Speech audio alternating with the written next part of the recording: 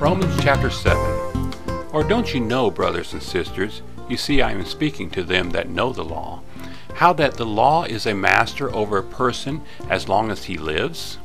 You see, the woman that has a husband is tied to that husband by the law. But if that husband has died, she is exempt from the law of that husband. From this then it is clear that if she is with another man while the husband is living, she will be considered to be unfaithful to her husband. But if the husband has died, she is released from that law, so that she is not unfaithful, though she is with another man. So then, my brothers and sisters, you too were made dead to the law through the body of the Messiah, so that you might be with another, even with him who was brought back from the dead.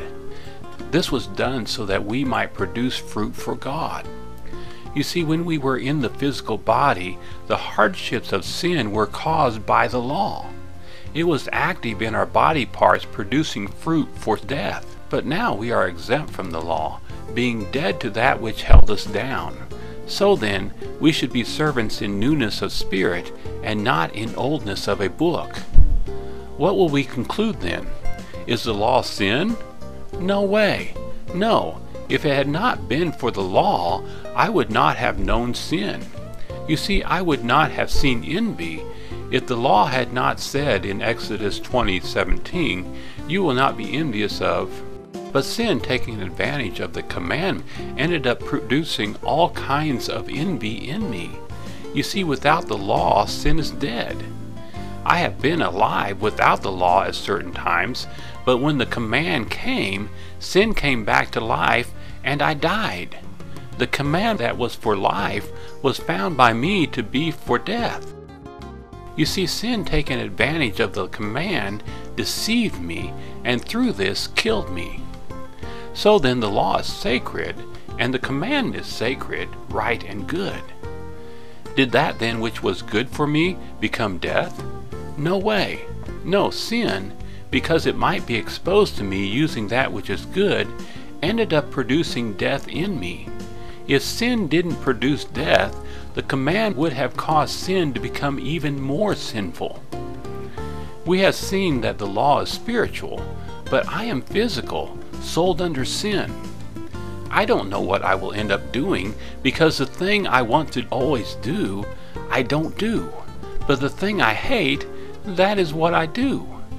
Now, if I don't want the bad thing that I do, then I agree with the law that it is good.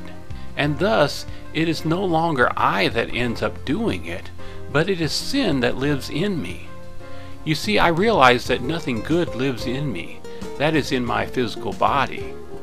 I want to do that which is good, that is present in me, but I find that I don't end up doing what is good.